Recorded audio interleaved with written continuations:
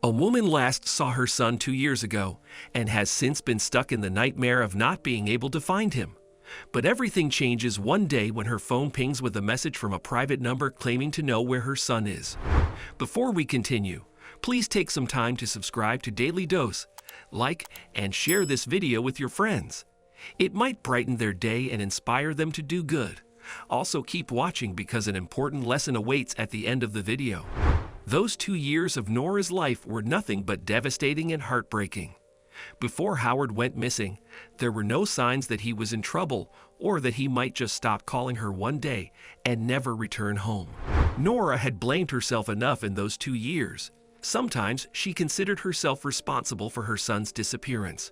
She had been an overprotective mother, watching her son's every step and constantly worrying about his whereabouts. But Nora wasn't entirely to blame. She was a single mother and had raised her boy alone after her husband's death.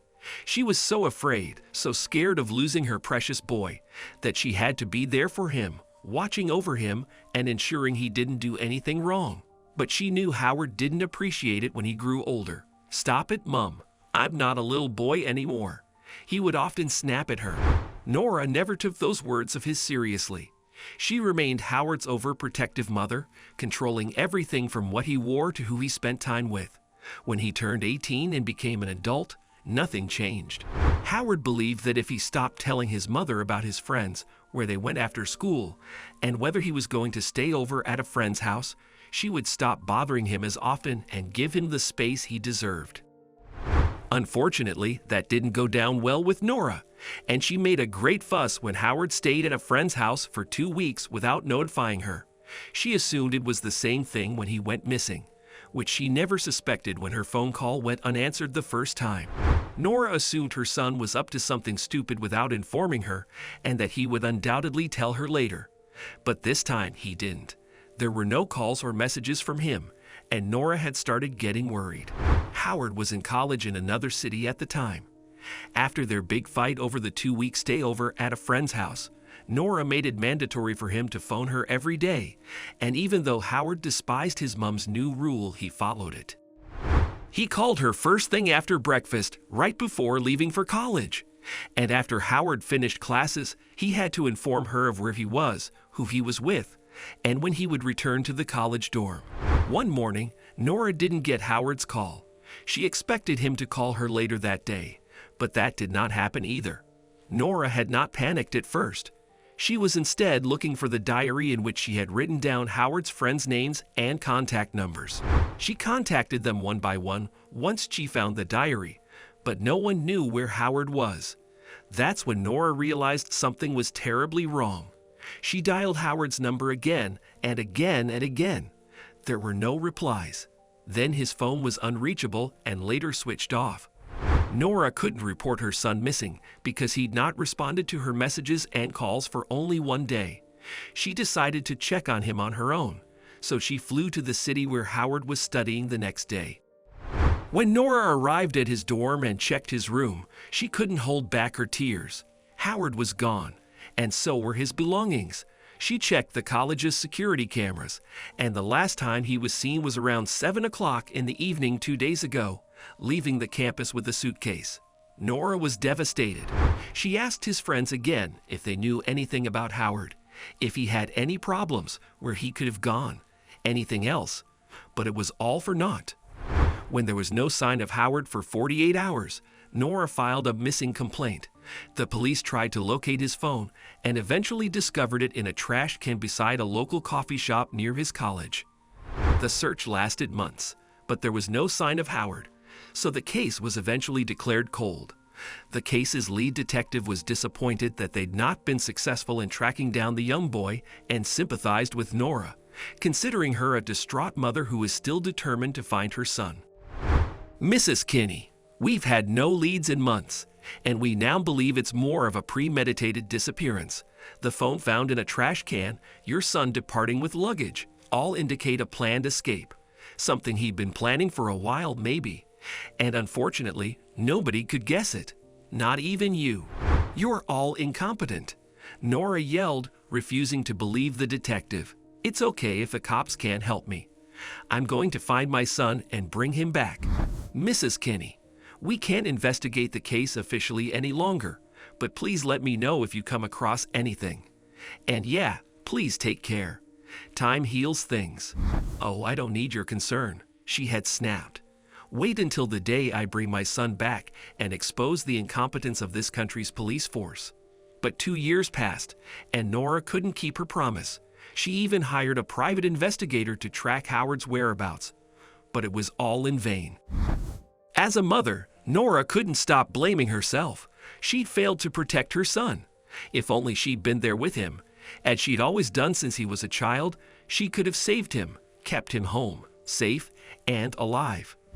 Since Howard's disappearance, Nora hadn't gone a single day without thinking about and praying for his return.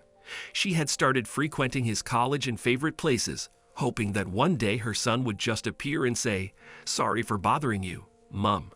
I'm not going to do that again. I swear." And then she'd just hold him and tell him everything was okay, that all she wanted was for him to be with her and never leave her again. But with time, Nora had lost hope she would ever find Howard until, one day, her phone pinged with a message. Nora's heart would race with each notification on her phone. What if it was a lead, an indication that her kid had been found? What if the detective told her the case had been reopened because they hadn't properly investigated it, and her son had been in their city the entire time? Nora quickly clicked on the notification. It was a message from a private number, and as she read the text, her heart began to race and her palms began to sweat. "I know where your son is," the message began. There was an address at the bottom of the message too.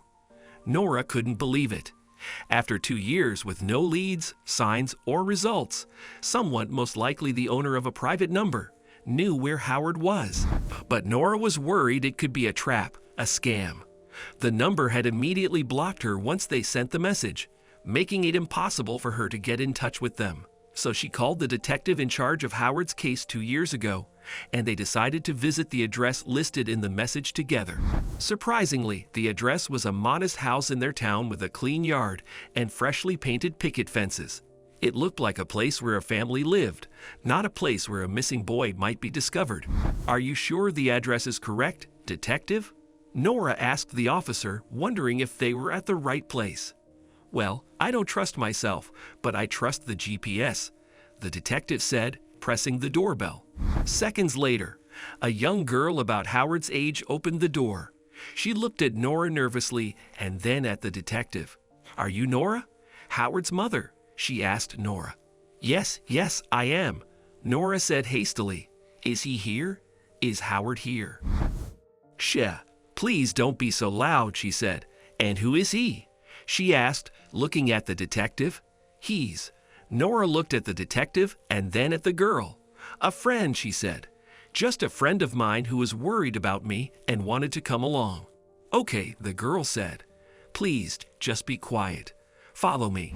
The girl, Stella, led Nora and the detective to a cozy living room, where Nora was surprised to notice a wall covered with the girl and Howard's pictures. "My son. You know him. How do you know him?" Nora asked, her eyes fixed on the photos. "How do you know him?" Nora repeated herself. Before Stella would say anything, the front door burst open. Nora had to lean against the living room wall to avoid collapsing as Howard walked in. "Mom," he gasped. "What? How are you here? What's going on?" "Oh, Howard," she cried as she dashed to her son and embraced him after a wait of 2 long years. "I can't believe this. I found you. Oh, how I missed you, my boy. I swear I'll never bother you or make you do anything you don't want to do. I'll be the best mom." Howard pulled himself away. "Stop it, Mom," he cried. "I didn't want you to come here. How did you even find me?" "I called her here," Stella said. "She's come to pick you up. It's all over now, Howard. I'm done with you." "Babe, what do you mean?" Howard asked, confused. "Why would you do that?" "I can't live with you anymore. You've inherited the worst from your mother, Howard," she confessed. "That overprotectiveness, the constant phone calls and texts asking me where I am, what I'm doing, or if I'm with my girlfriends. I'm sick and tired of it all. What are you even saying, Stella? Look, let's calm down and talk, okay? He said, stepping closer to her. We can talk it out. No, Howard, she whispered as she stepped back. No, I can't take it anymore. Just leave me alone. Remember how you came to me because you were tired of your mother bugging you all the time? And what did you do? You did exactly what she did. Howard, I gave you shelter when you didn't want to live with your mother, and now you think you own me. That's not how life works. I knew if I just left you or told you to leave, you'd find me and pester me until we got back together. So I had no choice but to do this. It's in everyone's best interests. I don't want you to be glued to me all the time. I don't even love you anymore. You should have told me about it, babe. We could have discussed it, Howard said, disappointed. We could have talked things out. Why are you humiliating me in front of everyone? You know what? Mom is to blame for everything, not me. And I. Enough. Nora yelled before Howard could finish, admitting it was all her fault. And I'm going to fix it all. And that starts with you coming home, Howard. Stella is not your property. You don't own her. She's right. And don't forget we have an officer with us here, she said, pointing to the detective in civilian clothes. 2 years ago, he was in charge of your missing case. I wish I believed him when he said you plotted your own disappearance. You reported me missing, Howard asked. Oh, wow, Nora sighed. What else was I supposed to do, son? Pray for a miracle that you'd appear out of nowhere. Howard was embarrassed. He realized he had harmed far too many people in order to prevent the minor inconvenience of his mother's phone calls and nagging. He needed to make amends for what he'd done, but he wasn't the only one who needed to fix things. Nora, too, needed to give Howard the space he deserved. 1 month later. One day, Howard called Nora and asked why she hadn't called him for days. I know you're an adult and can look after yourself, honey, she said. I don't want to be the obnoxious mother again. Howard chuckled. I love you, Mom, he told her. I'm also sorry for what I did. I really shouldn't have. It's all right, she said. It's perfectly all right. All that matters now is that you're safe and back to college and focused on building your life again. By the way, you owe Stella an apology as well. Yeah, Mom. I'm going to visit her soon and apologize to her, he said. Days later, Howard paid Stella a visit and told her he had arranged for her to meet her friends at a nightclub. Stella was thrilled and hoped Howard wouldn't insist on accompanying her as he did in the past. When she stepped out of her room dressed for the party, she realized Howard was still in his jumper and boxers. What's the matter? Are you sure you're not coming? She asked him. Howard smiled. Well, I had promised I'd change, he said, kissing her forehead. Have a good time, babe. A great evening with your friends. I don't want to be stuck to you like glue. Oh, Howard, you mean it? I do, he smiled. See you soon, babe. Love you.